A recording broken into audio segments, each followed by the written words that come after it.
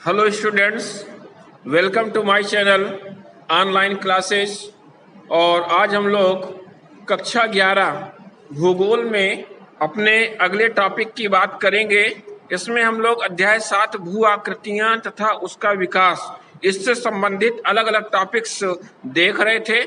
और last term में भी हम लोगों ने इसमें तरंगों के बारे में, धाराओं के बारे में पढ़ा था, भूमिगत जल के बारे में भी देखा था, बहते हुए जल के बारे में भी हम लोग ने पढ़ा था, हिमानी के द्वारा जो भी अपरदनात्मक कार्य किए जाते हैं, तरंगों के द्वारा जो भी अपरदनात्मक कार्य किए जाते हैं, इन सब के बारे में हम लोग ने देखा था। अब आज हम लोग आगे देखते हैं और पवन के द्वारा निर्मित कौन कौन सी स्थलाकृतियां हैं, इसके बारे में आज हम लोग को पढ़ना है कि पवन के अपरदनात्मक कार्य कौन कौन से हैं। तो यहाँ पे शुरुआत करते हैं हम लोग आज का वीडियो, और आज के टॉपिक में बात करते हैं कि पवन के अपरदनात्मक स्थल रूप, कौन कौन से स्थल रूप सामने आ रहे हैं। तो सबसे पहले जानते हैं हम लोग कि आखिर पवन क्या है। सब लोग जानते हैं, हम लोग जानते हैं कि जो भी हवाएं चल रही है उसको हम लोग पवन कहते हैं, हवा कहते हैं। अब ये कहाँ से चल रही है, कैसे चल रही है, ये भी सोचना है।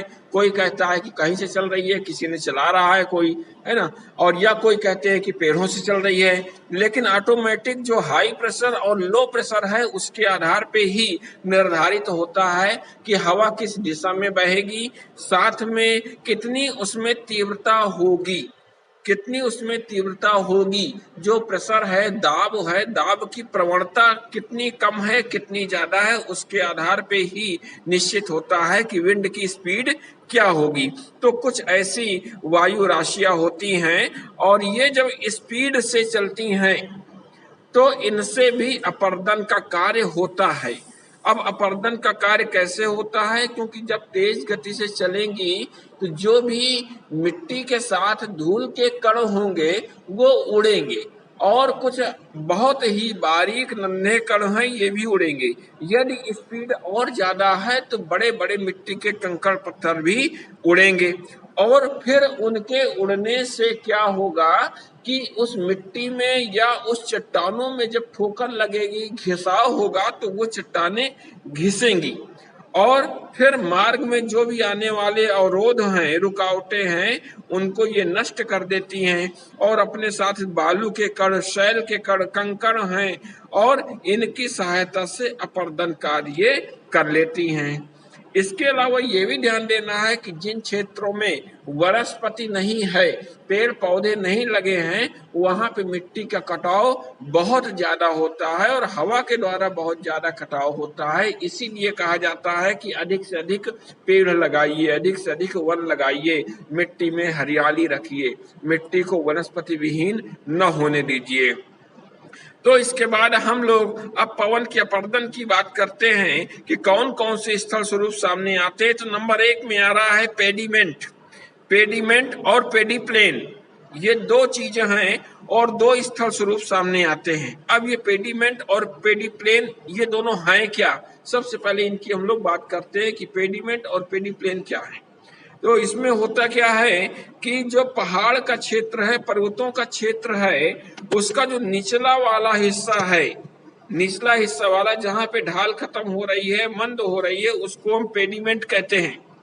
और इसके बाद इसके नीचे का जो भृगु होता है, यह मुक्त पार्श्व क्षेत्र, जहाँ पे कोई भी ढाल नहीं मिलती है, उसको हम पेडिप्लेन कहते हैं। ठीक है। और वहां पे क्या होता है, जब पर्वतों में घिसाव का कार्य हो जाया करता है, उसके जो शिलाखंड है, चट्टाने हैं, उसमें किनारे किनारे से पवन के द्वारा घिसाव हो जाता है, तो उसमें कुछ खड़े खड़े अवशिष्ट भी नजर आते हैं। कुछ इस तरह के, कुछ इस आकार के अवशिष्ट नजर आते हैं। यदि आप आसपास के पहाड़ी क्षेत्रों को अपने बुंदेलखंड के देखते हैं तो उसमें बहुत सारे ऐसे पहाड़ हैं जिनका अपरदन हो चुका है और उसमें नुकीली चोटियां हमको दिखाई देती है, बीच बीच से कटाव हो चुका है, वनस्पति विहीन है वो पर्वत श्रेणियां।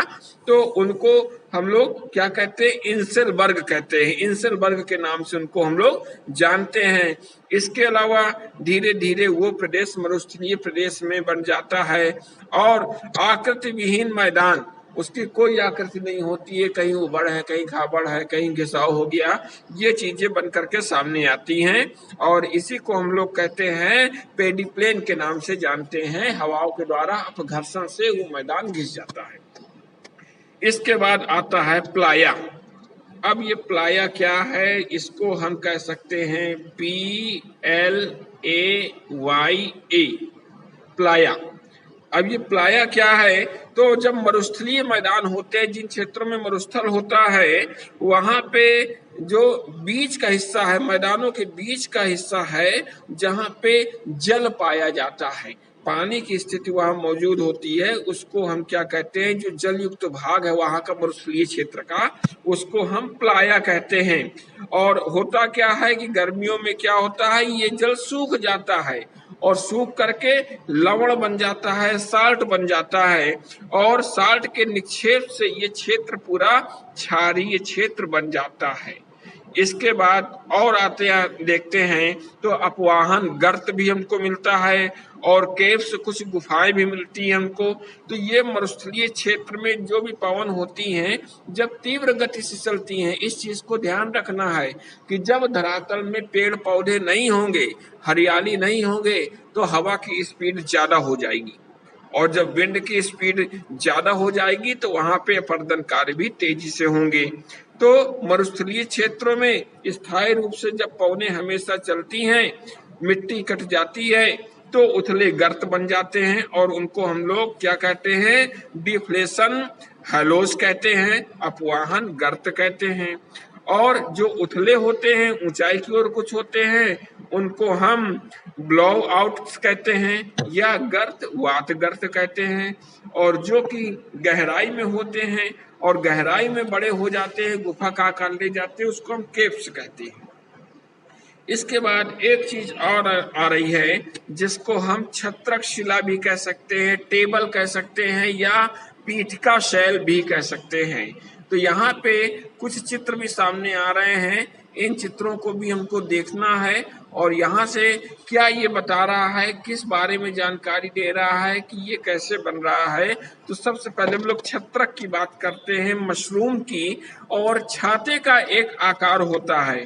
तो इसमें क्या होता है कि मरुस्थलीय क्षेत्रों में जब शैले पवन के अपघर्षण से कट जाती है, तो कट जाने पे क्या होता है, कोई भी जो शैल अभी इस आकार पे है, अब इसका अपघर्षण शुरू होगा तो धीरे धीरे किनारे से जो है अपघर्षण शुरू हो जाएगा और धीरे धीरे कटाव होना शुरू हो जाएगा। ठीक इसी तरह इस क्षेत्र में भी इधर भी कटाव हो जाएगा, इधर भी कटाव हो जाएगा, और कटाव होते होते ये देखिए बीच का हिस्सा ये पतला हो गया, बीच का हिस्सा पतला हो गया और ऊपर का हिस्सा जो छाते के आकार का हो गया।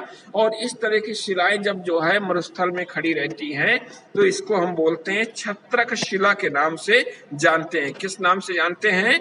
छत्रक शिला के नाम से जानते हैं। ऊपर का हिस्सा टेबल की तरह हो जाता है जो पीठिका कहलाता है।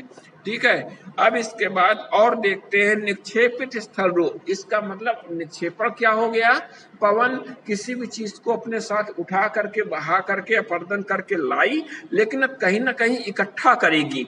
अब जब इकट्ठा करेगी तो वो निक्षेपण करेगी, और निक्षेपण करने में भी कुछ आकार बनते हैं। और एक आकार आपके सामने दिख रहा है जिसको हम रेत का टिम्बा या बालुका स्तूप के नाम से जानते हैं। अब ये बालुका स्तूप कैसे बनते हैं, किन क्षेत्रों में बनते हैं? तो जो मरुस्थलीय क्षेत्र होगा वहां पे बालू के ऊंचे नीचे हमको टीले नजर आएंगे और इन्हीं को हम लोग बालू के टिम्बे या सैंड ड्यून्स के नाम से जानते हैं। और कोई ये बड़ा होगा, कोई छोटा होगा, अलग अलग इनका आकार होगा।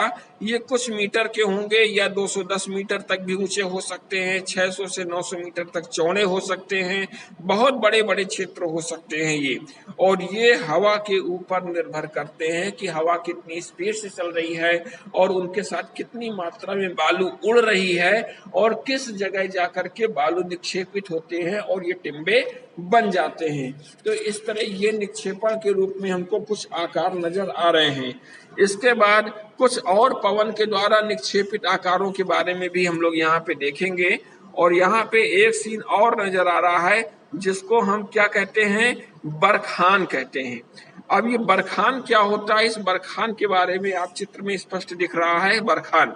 अब ये बरखान क्या है, वायु तेजी से चल रही है और अर्धचंद्राकार टिम्बे, इसका मतलब पहले ये टिम्बे जो है बालू का आकार के, ये सीधे सीधे इस आकार के थे, लेकिन एक साइड से जब हवा चलेगी तो धीमे धीमे इसमें कटाव होना शुरू हो जाएगा और ये कटाव धीमे धीमे इस आकार में आ जाएगा। तो ये एक तरफ से जो है ये कटाव हो गया और दूसरी तरफ से ये टिम्बा बना हुआ है, इसको हम लोग क्या कहेंगे, बरखान कहेंगे। इसके बाद सीफ टिम्बा, ये भी एक चीज होती है। अब इसमें क्या होता है, अभी सीफ टिम्बा, ये देखिए इसका चित्र आपको नजर आ रहा है यहाँ पे, ये सीफ टिम्बा है। अब ये सीफ टिम्बा क्या है, ये कैसे आखिर बनता होगा, इसके बारे में भी थोड़ा सा जानते हैं हम लोग। तो इसमें जो पवने हैं हमारे पास, पछुआ पवने जब चलती हैं तो लंबे और सकरे बालू के स्तूप जो होते हैं, लंबे होते हैं, सकरे होते हैं, उनको सीफ टिम्बा के नाम से हम लोग जानते हैं। अब और ये कई किलोमीटर तक की लंबाई में ये फैले होते हैं।